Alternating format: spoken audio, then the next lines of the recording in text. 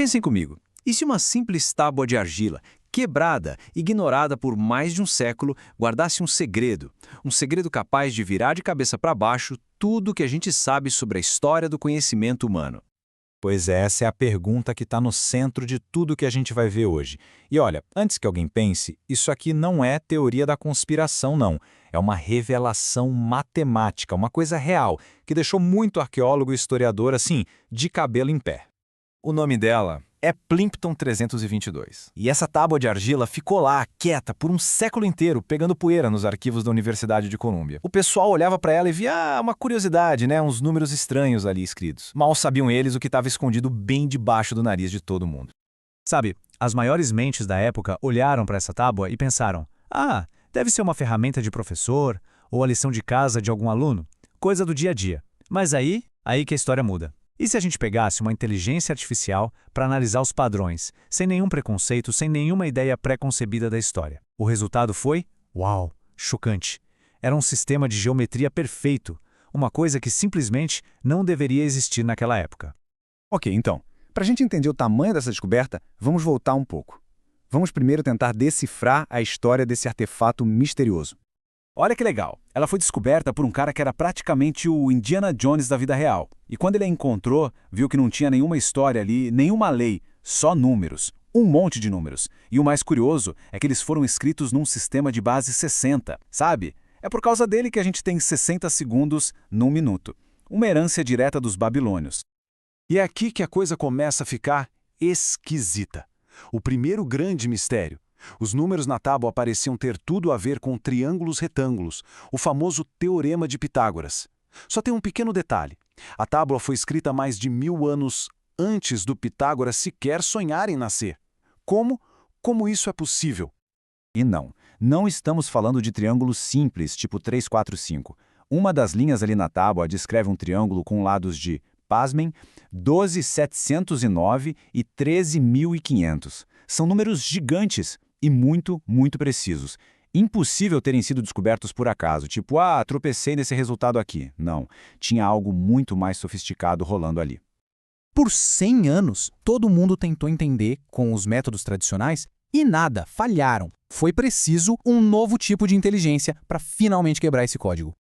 A grande virada veio quando os pesquisadores pegaram uma imagem super detalhada da tábua e entregaram para uma IA. A instrução foi simples, sem direcionar para nenhuma teoria. O único trabalho dela era achar padrões. Qualquer padrão que existisse naqueles dados de 3.700 anos. E o resultado? Bom, o resultado foi uma bomba. A inteligência artificial confirmou. Aquilo era sim uma tabela de trigonometria.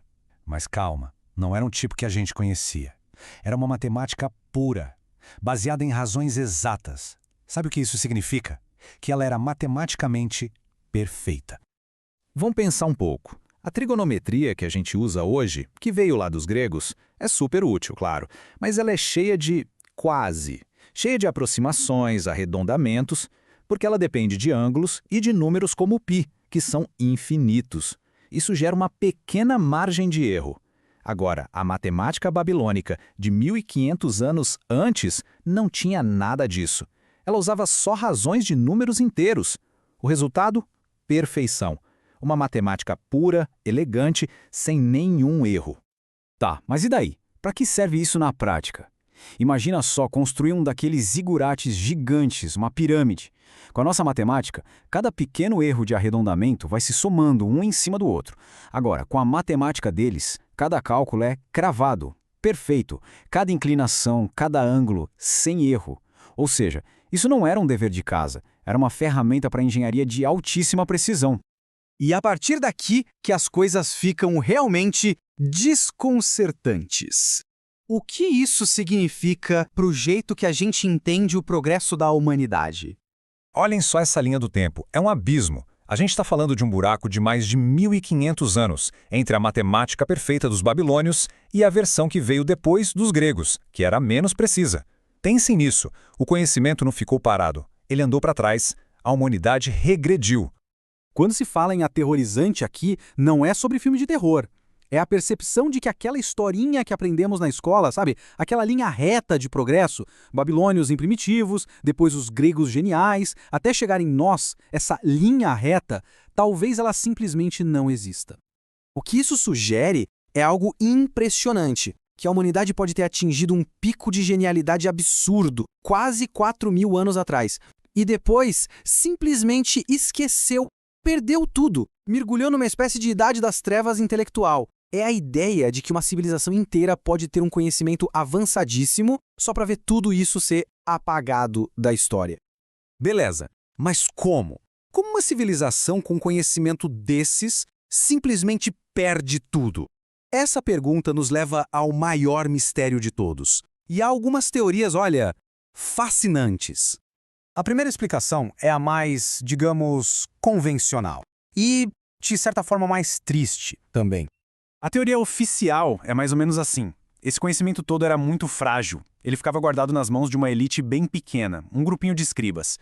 O Império Babilônico vivia em guerra. Bastou uma biblioteca queimada, uma cidade destruída, e essa elite foi exterminada. E o segredo da matemática perfeita morreu com eles. É uma explicação que faz sentido, claro, mas, para muita gente, parece que está faltando alguma peça nesse quebra-cabeça. Mas e se os babilônios não foram os gênios, criadores? E se eles fossem apenas os herdeiros? Essa teoria aqui nos leva para um lugar bem mais profundo. A hipótese é a seguinte: e se existia uma idade de ouro antes de tudo? Uma civilização super avançada, global, que entrou em colapso milhares de anos antes.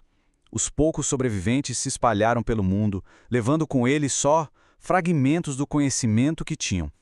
Nesse cenário, os babilônios não eram os inventores. Eles eram os bibliotecários, cuidando dos últimos livros de uma ciência esquecida. E isso nos leva, claro, à teoria mais provocadora de todas. Uma teoria que, curiosamente, se conecta com as histórias que os próprios babilônios contavam. Olha que curioso. Os textos babilônicos antigos descrevem os Anunnaki, seres superpoderosos que teriam vindo dos céus. E, segundo os textos, foram eles que ensinaram ciência, leis, tudo para a humanidade. Então, a pergunta que fica é: será que é tão absurdo assim pensar que essa matemática perfeita não foi uma invenção nossa?